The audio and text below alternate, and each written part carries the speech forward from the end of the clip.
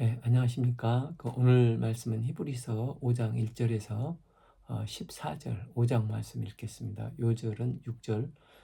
또한 이와 같이 다른 데서 말씀하시되 내가 영원히 멜기세덱의 반차를 따르는 제사장이라 하셨으니, 히브리서 5장은 아론의 혈통에 의해서 세워진 대제사장이 아니라 예수님은 멜기세덱의 반차를 따라 하늘의 부름을 받아 대제사장이 되셨음을 증거하고 있습니다.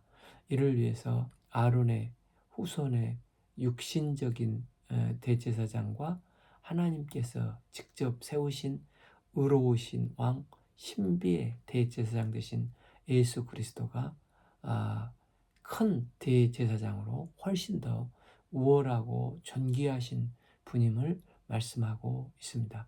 1.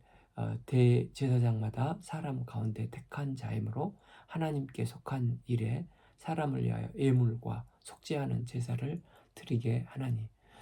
대제사장의 조건이 뭐라고 합니까? 대제사장마다 사람 가운데서, 즉 첫째로 사람을 대표하여 하나님께 나가기 때문에 천사들이나 다른 피조물이 아니라 사람들을 위해서 예물과 속죄를 하는 제사를 드리는 자이기 때문에 대표해서 사람이어야 한다는 것입니다. 어떤 택한 자이므로, 둘째는 하나님의 택함을 받아야 한다는 것입니다. 하나님의 부름을 받은 자가 되어야 인간으로 하나님 앞에 나갈 때 인간으로서 죄인들을 대표하여 하나님 앞에 나갈 수 있게 되는 것입니다. 그러나 이 인간 대제사장의 한계는 무엇입니까? 그가 무식하고 미혹된 자를 능히 용납할 수 있는 것은 자기도 연약함에 휩싸여 있습니다. 사람 가운데 택한 자로 그 직분은 신성하지만 그는 스스로 자기의 연약함과 죄 문제를 해결할 수 없기에 우리랑 똑같은 죄인이라는 것입니다. 이런 그가 주님의 은혜로 하나님께 속한 일에 사람을 위하여 예물과 속죄하는 제사를 드리는 중보자 역할을 감당한 일에 택함을 받은 존재가 되었다는 것입니다. 3. 그러므로 백성을 위하여 속죄제를 드림과 같이 또한 자신을 위하여 드리는 것이 마땅하니라. 그렇기 때문에 한시적이고 제한적인 역할만 감당하는 인간 대제사장은, 그는 백성의 죄를 속하지만 동시에 자신의 죄도 속함을 받기 위해서 제사를 드려야 하는 존재라는 것입니다. 그래서 대제사장은 다른 사람의 죄를 속하기 위해서 송아지나 양을 찔러서 피 흘려 제물을 드려 속죄하지만 또한 자신의 죄를 속하기 위해서 제사를 지내야만 하는 연약한 존재라는 것입니다. 4. 이 존귀는 아무도 스스로 취하지 못하고 오직 아론과 같이 하나님의 부름받은 자라야 할 것이니라. 소수의 사람으로, 그것도 특별히 하나님이 지명하여 세우신 존귀한 직분이었다는 것입니다. 그런데 이제 그림자였던 구약의 대제사장의 이야기를 마치고 우리에게 있는 큰 대제사장의 본체가 되시는 예수 그리스도는 그럼 어떤 분이시냐는 것입니다. 5.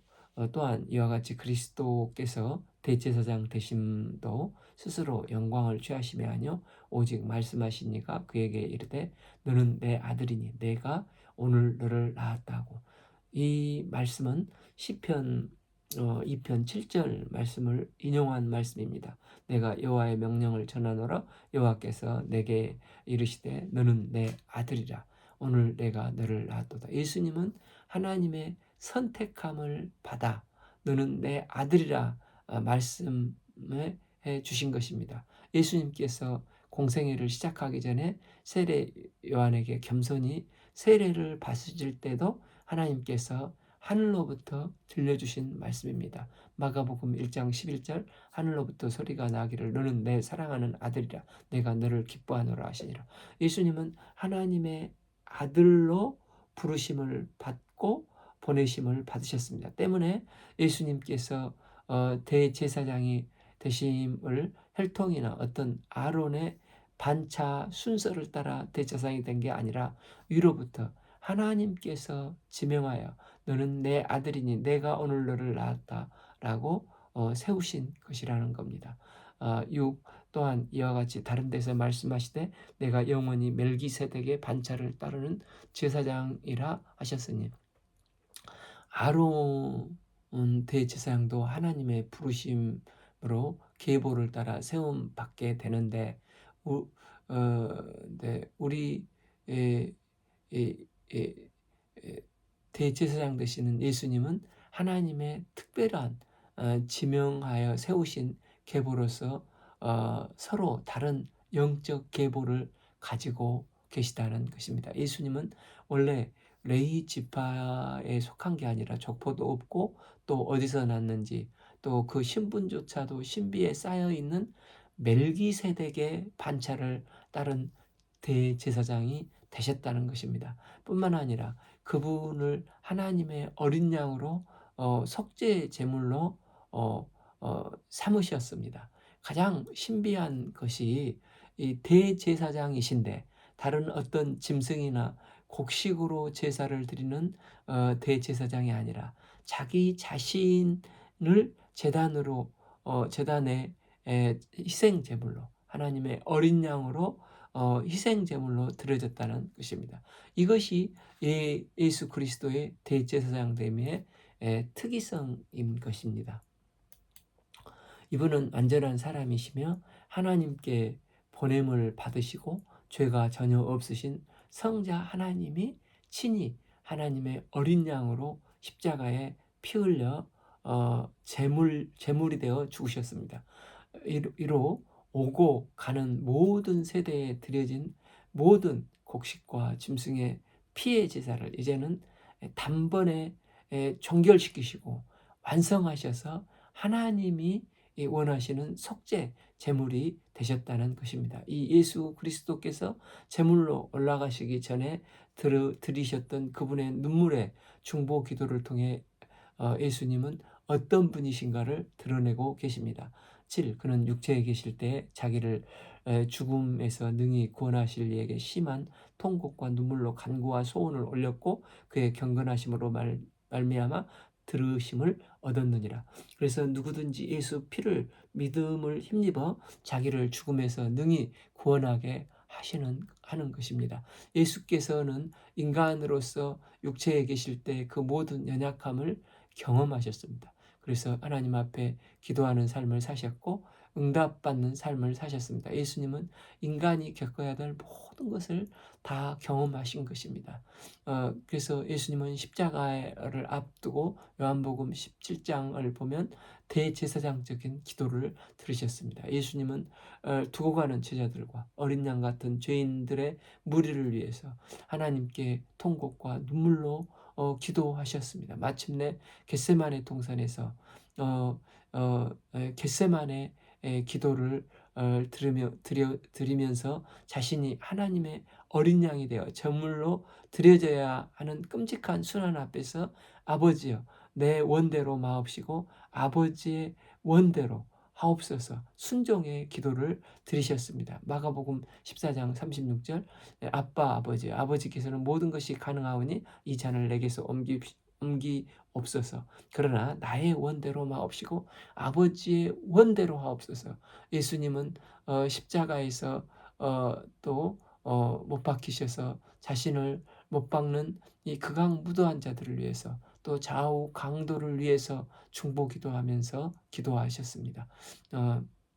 누가복음 23장 34절 예수께서 이르시되 아버지 저들을 사하여 주옵소서 자기들이 하는 것을 알지 못함이니이다. 예수님의 십자가의 기도는 속죄의 기도였고 온 인류의 모든 과거의 죄, 현재의 죄, 십자가 이후에 그 구속 사건을 믿음으로 받아들여지는 오고 오는 모든 세대들의 죄를 다 속량하사 죽으심으로 해결해 주셨습니다. 예수님은 완벽한 대제사장이 되시기에 부족함이 없으신 분이십니다. 그분은 또한 어떤 분이십니까? 그가 아들이시면서도 고난으로 순종함을 배워 구 온전하게 되셨은즉 자기에게 순종하는 모든 자에게 영원한 구원의 근원이 되셨습니다. 예수님께서 받으신 고난을 통해 십자가에서 죽기까지 순종함으로 하나님 앞에 온전하게 되셨다는 것입니다. 우리가 어떤 사람을 용납할 수 있습니까? 건강한 사람은 아픈 사람의 심정을 이론적으로는 알지 몰라도 잘 모릅니다. 자신이 죽도록 아파 보면 참 죽도록 아픈 사람의 심정을 이해하고 느끼게 됩니다. 자신이 가난해져서 빚쟁이들에게 독촉에 시달려 보지 않고는 빚진 자의 심정을 온전히 잘 이해하기 힘듭니다. 그러나 예수님은 고난은 받으시되 죽기까지 그 고난을 받으심으로 우리의 시험과 연약함을 다 이해하시고 동정하시고 공감하시고 체휼하시며 용납하시는 분이 되신 것입니다. 예수님은 우리가 당하는 시험을 당하시고 우리가 당하는 고통을 당하셨기 때문에 우리를 능히 동정하시고 용납하시는 분이십니다. 또한 이 예수님은 어떤 분이십니까? 하나님께 멜기세덱의 반차를 따른 대제사장이라 칭함을 받으셨느니라. 예수님은 레위 지파의 아론의 자손을 따르는 대제사장이 아니라 멜기세덱의 반차를 따르는 대제사장이 되셨습니다. 원래 멜기세덱에서 멜기는 마이 킹이라는 뜻이고 세덱은 히세테크로 라이처스로 의롭다라는 뜻입니다. 그래서 멜기세덱은 나의 왕은 의로우시다라는 뜻으로 우리의 의로운 왕이 되실 분은 오직 하나님 한 분밖에 없다는 뜻입니다. 멜기세덱은 성경에 딱 두 번 나옵니다. 창세기 14장을 보면 롯이 잡혀갈 때 북방 4개국과 남방 5개국 연합군 간에 전쟁이 있었고 롯이 여기에 말려서 포로로 잡혀갔습니다. 이 아브라함이 집에서 기른 318인의 종들을 데리고 게릴라 작전을 펴서 롯과 가족과 재물을 다 찾아오게 됩니다. 이때 이 두 왕이 승리한 아브라함을 환영하고 있었는데 하나는 소돔왕 또 하나는 멜기세덱이 기다리고 있었습니다. 소돔왕은 너 대단하다 하면서 사람은 내게 보내고 물품은 내가 가지라 자기 영광을 취하도록 권유를 합니다. 이에 아브라함이 창세기 14장 23절에서 내 말이 내게 아브라함에게 치부하게 하였다 할까요? 내게 속한 것은 실 한 오락이나 들매끈 한 가닥도 내가 가지지 아니하리라 하고 단호하게 그 제안을 거절합니다. 그러면서 살렘 왕은 창세기 14장 18절 살렘 왕 멜기세덱이 떡과 포도주를 가지고 나왔으니 그는 지극히 높으신 하나님의 제사장이었다라고 말씀하고 있습니다. 이 포도주는 예수님께서 성찬할 때 이 떡은 내 몸이니 이 피는 내 피니 하면서 떡과 포도주를 나누셨는데 멜기세덱이 이 떡과 포도주를 가지고 나왔다는 것입니다. 멜기세덱은 아브라함을 축복하면서 19절 천지의 주제이시오 지극히 높으신 하나님이여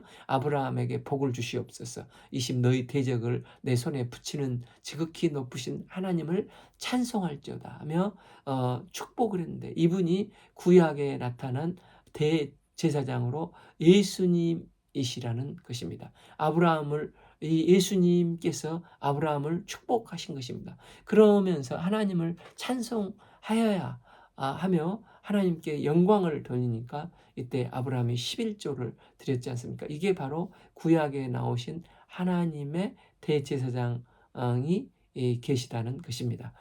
또한 한 번은 이제 시편 110편 1절에서 4절에 다윗은 멜기세덱에 대해서 애언을 했습니다.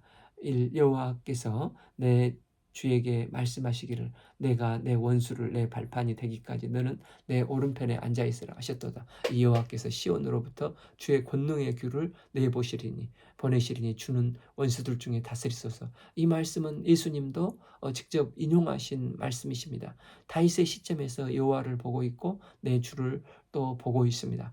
봐라, 후손이라고 하면 어떻게 다윗이 그 후손을 내 주라 하겠느냐. 그분은 내 주님, 즉 메시아, 약속하신 메시아이시다. 그래서 다윗의 시점으로 볼 때 여호와께서 내 주에게 말씀하시기를 내가 내 원수로 내 발판이 되게 하시기까지 내 옆에 앉아 있으리라 말씀하시는 것은 성령의 영광 가운데 예수님을 바라본 다윗의 시편이라는 것입니다. 그러면서 그 유명한 찬양 말씀을 하고 있습니다. 주의 권능의 날에 주의 백성이 거룩한 옷을 입고 즐거이 헌신하니 새벽이 있을 것 같은 주의 청년들이 주께 나오도다 하면서 이제 멜기세덱을 말씀하고 있습니다. 여호와는 맹세하고 변하지 아니하시라 이르시기를 너는 멜기세덱의 서열을 따라 영원한 제사장이라 하셨도다. 이 시편 110편의 맥락에서 멜기세덱의 서열에 따라 하나님의 제사장이 있다와 창세기 14장을 근거로 해서 멜기세덱의 서열에 따라 제사장이 예수님께서 되신 것을 설명을 하고 있습니다. 11 멜기세덱에 관하여 우리가 할 말이 많으나 너희가 듣는 것이 두나무로 설명하기 어려우니라. 여기서 멜기세덱은 굉장히 신비한 존재로 설명을 하고 있습니다. 그래서 예수님은 흠과 티가 있는 레위 지파의 반차를 쫓는 분이 아니라 죄가 없으신 대제사장이기 때문에 멜기세덱의 제사장이 되신 분이 되는 것입니다. 우리가 구약 성경을 보면 레위 지파가 얼마나 흠이 많았습니까? 처음 그 레위가 세겜성에서 디나 가 그 세겜성에서 사람들에게 욕보임을 당했을 때 세겜성 사람들을 다 살육하는데 그 선봉에 섰던 사람들이 이 레이와 시몬이었지 않습니까? 그래서 야곱이 나중에 유언할 때 레이 지파에게는 창세기 49장 5, 7절을 보면 시므온과 레이는 형제요 그들의 칼은 폭력의 도구다. 7절 그 노여움이 혹독하니 저주를 받을 것이요 분기가 맹렬하여 저주를 받을 것이라. 내가 그들을 야곱 중에서 나누며 이스라엘 중에서 흩으리라고 했습니다. 그럴 정도로 약점이 많았습니다. 그런데 레이 지파가 축복을 받았습니다. 이유는 금송아지 사건 때 선봉에 있어서 불의한 것들을 목숨을 걸고 싸웠습니다. 이로 레이 지파는 흩어져도 제사장으로 축복받는 은혜를 받는 지파가 되었습니다. 반면에 똑같이 흩어짐을 당했던 시몬 지파는 그 유대 지역의 제일 아래쪽에 블레셋과 접경을 하고 있는 지역에 분깃을 받았는데 나중에 그 유다 지파와 베냐민 지파만 남고 시므온 지파는 온데간데 없어져 버리지 않습니까? 이들은 나중에 북쪽으로 가서도 북이스라엘에서도 기업이 없이 떠돌아다니는 사람들이 되어 버립니다. 그만큼 이 레위 지파는 흠이 많은 지파였습니다. 예수님은 대제사장인데 이 레위 지파의 반열을 쫓지 않고 멜기세덱의 반차를 쫓았다는 것입니다. 그런데 여기서 둔하다는 것은 시제가 완료형으로 써져 있어서 이것은 그들이 듣지 않고 더 이상 배우려 하지 않았다는 것입니다. 그러니까 초기 좀 유대교 기독교인들이 이런 이 멜기세덱에 관하여 배우려고 하지 않은 것입니다. 그래서 히브리서 기자는 계속해서 예수 그리스도가 얼마나 존귀한 분인지를 강조하고 있습니다. 예수님은 아론의 계열이 아니라 멜기세덱의 계열이라. 그러므로 예수님은 하나님의 제사장이라는 것입니다. 그래서 우리도 예수님을 믿고 나가면 만인 제사장이 되는 것입니다. 아론의 계열만 되는 게 아니라 이제 예수님의 은혜로 구속음을 받았기 때문에 예수님의 계열이 되었기 때문에 하나님의 제사장으로 누구나 만인 제사장이 될 수 있는 것입니다. 그래서 베드로는 베드로전서 2장 9절에서 너희는 택하신 족속이요 왕 같은 제사장이요 거룩한 나라요 그의 소유된 백성이 이는 너희를 어두운 가운데서 불러내어 그의 기이한 빛에 드러나게 하신 아름다운 덕을 선전하게 하려 하심이라고 했습니다. 이 부르셨다는 개념이 제자이고 또 보내셨다. 보내심을 입은 자 개념이 사도인데 복음서에서 예수님께 부름받은 제자들을 나중에 사도행전에 가서는 그들이 사도가 되지 않습니까? 때문에 우리는 제자인 동시에 사도가 되어서 또 만인 제사장이 되어서 선교사가 되어서 만국에 다니며 복음을 전파하라는 것입니다. 그런데 제사장은 부름심을 가지고 부름에 따라서 일을 하라는 것입니다. 그래서 내 꿈과 내 야망을 쫓아가는 게 아니라 말씀을 보고 기도하는 가운데 하나님께서 나를 이 부르신 콜링의 감동이 있을 때 그 부분에 뜨거움이 생겨 그걸 놓고 기도하고 그 부르심에 응답하는 인생을 살라는 것입니다. 그래서 제사장은 내가 스스로 할게 하는 시스템으로 하는 게 아니라 부르심을 받아서 부르심을 쫓아 충성하는 사람입니다. 부르심이 아니라 어떤 시스템을 가지고 어, 살려고 신앙생활 하려고 하면 예수님 당시 마치 그 사독의 후예였던 사두개인처럼 인본적으로 신앙생활 하기가 부르심이 없는 신앙생활을 하기가 쉽습니다. 마치 또 어떤 사람은 오늘날 뭐 우리는 4대째 목사요 또 장로라 하는데 이것에 근거하게 되면은 부르심이 분명한 말씀에 부르심이 없기 때문에 뜨뜻미지근한 신앙생활을 하기 쉽습니다. 반대로 말씀에 기초한 부르심, 인격적인 부르심을 따라 순종해 갈 때 그 신앙은 살아있고 참 성령 충만한 싱싱한 삶을 살 수 있게 되는 것입니다. 우리가 하나님의 부르심이 있고 그 부르심에 응답하여 순종하는 삶을 살 수 있기를 기도합니다. 12 때가 오래되었으므로 너희가 마땅히 선생이 되었을 때인데 너희가 다시 하나님의 말씀에 초보에 대해 누구에게 가르침을 받아야 할 처지이니 단단한 음식은 못 먹고 젖이나 먹어야 할 자가 되었도다. 히브리서의 1차 독자인 유대교 기독교인들은 멜기세덱의 반차를 따르는 예수 그리스도의 신비함과 오묘한 대제사장이 되심에 대해서 구원은 받았는데 아직 충분히 이해할 만한 영적 지식과 성숙을 이루지 못했다는 것입니다. 그들은 믿는 시간이 오래되어서 이제는 다른 사람을 가르치고 양육하여야 할 위치가 되었는데 여전히 믿음이 자라지 않아서 멜기세덱에 관한 이야기를 하는데도 아직 영적 수준이 초보에 머물러 어렵다고 하니 참 안타깝다고 하는 것입니다. 그래서 앞에 그 11절에서 멜기세덱에 관하여 내가 할 말이 많으나 너희가 듣는 것이 둔함으로 설명하기 어려우니라 했습니다. 여기서 둔하다는 것은 시제가 그 완료형으로 써져 있습니다. 이것은 그들이 듣지 않고 더 이상 배우려 하지 않는다는 것입니다.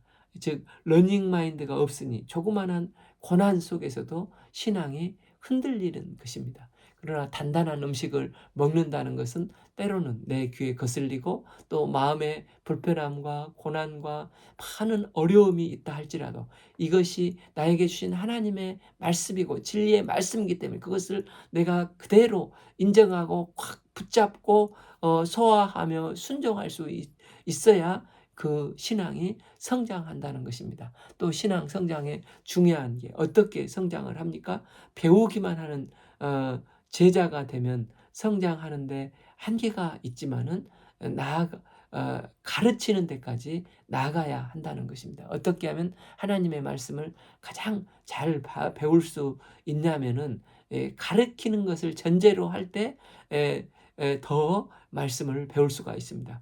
그래서 이 히브리서 5장 말씀을 듣고 누군가에게 이것을 가르쳐야 생각할 때 우리가 멍 때리지 않고 정신 바짝 차리고 듣고 메모도 하게 되지 않습니까? 가르치려 하는 전제를 가지고 들으면 지각을 사용하고 이성을 사용하고 논리가 생기고 정리가 될 때 이 본문 말씀을 받고자 하는 말하고자 하는 바를 정확하게 이해하고 정리가 되며 자신도 부지불식간에 이 말씀 앞에 성장하게 되는 것입니다. 우리가 모르면 러닝 마인드로 배우는 자세가 필요합니다. 그래서 호랑이가 무서운 게 아니라 배우는 사람이 무섭다고 하지 않습니까? 단 배우기만 하지 말고 예수 밖에 있는 한 사람에게라도 배운 바를 전달하며 가르칠 때 상대방이 깨달아가는 것도 있지만 사실은 내가 더욱더 은혜 받고 깊어지고 성장한다는 것입니다. 구원받은 성도의 신앙의 기쁨은 언제 있습니까? 나의 신앙이 성장하고 있다는 것을 느낄 때 감사가 되지 않습니까? 이런 러닝 마인드가 있을 때 성령께서 도우셔서 시간이 지났는데도 젖만 먹는 둔한 초보 성도가 아니라 이제는 딱딱하고 둔한 것도 능히 소화할 수 있는 성장하는 신앙의 단계로 나가는 성도가 되는 것입니다. 13. 이는 젖을 먹는 자마다 어린 아이니 의의 말씀을 경험하지 못한 자요. 14. 단단한 음식은 장성한 자의 것이니 그들은 지각을 사용함으로 연단을 받아 선악을 분별하는 자이니라. 그러니까 말씀의 가르침을 받고 그들의 지각을 사용함으로써 연단을 받는다는 것은 마치 운동선수들이 자기가 하고 있는 그 종목에서 좋은 성적을 내기 위해서 계속해서 땀을 비 오듯이 흘리면서 훈련한 모습을 보여주고 있는 것과 같다는 것입니다. 이처럼 더 이상 들으려고 하지 않고 가르침 받지 않으려고 하는 그 상태에서 벗어나서 이제 적극적으로 가르침을 받아야 한다는 것입니다. 그래서 그 가르침이 너희들의 삶의 현장에서 힘이 있고 세력을 얻는 이 고난을 극복해가는 그 가운데서도 기뻐하는 신앙 경험의 말씀이 되도록 계속해서 말씀 훈련을 해야 한다는 것입니다. 장성한 자는 그래서 단단한 음식을 소화하는 것입니다. 이처럼 우리가 하나님의 말씀 앞에 믿음으로 장성한 자가 된다면 하나님의 깊은 말씀을 잘 이해해서 선악을 분별할 줄 아는 성숙한 신앙인이 되는 것입니다. 그러므로 긍휼과 은혜를 공급받아 하나님의 은혜의 보좌로 나가는 것과 마찬가지로 젖먹는 어린아이와 같은 초보에 머물러 있는 너희들은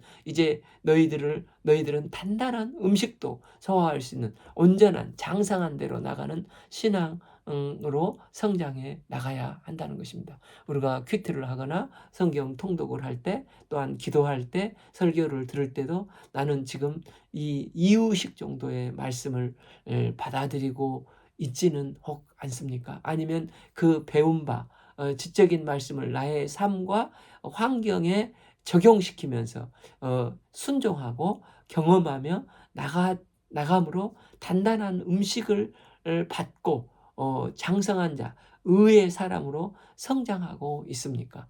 혹 아직 젖을 먹고 있는 단계에 머물러 있다면 이제는 단단한 음식을 먹기로 결단하고 말씀에 순종하며 순종의 첫걸음, 믿음의 첫걸음을 삶을 현장에서 내딛기를 기도합니다. 이로 내가 나아가 받은 말씀을 다른 사람에게 증거하며 그리스도의 장성한 분량에 충만한 데까지 이르도록 신앙이 성숙해 나가는 성장하는 기쁨을 맛보고 하나님의 기쁨이 되는 신앙으로 나갈 수 있기를 기도합니다. 결론적으로 예수님은 멜기세덱의 반차로 오셨습니다. 우리도 예수님으로부터 만인 제사장으로 부름을 받고 보냄을 받은 자들입니다. 우리가 제사장의 역할을 감당해야 됩니다. 말씀에 순종함으로 어린아이 같은 초보를 벗어나서 삶 속에서 말씀이 경험되어지는 삶을 살 수 있기를 기도합니다. 또한 나를 통해서 생명의 복음을 이웃에게 보내며 증가하는 복되고 기쁨이 넘치는 중보자의 삶을 살 수 있기를 기도합니다. 오늘 말씀은 히브리서 5장 1절에서 14절 말씀을 읽었습니다. 감사합니다.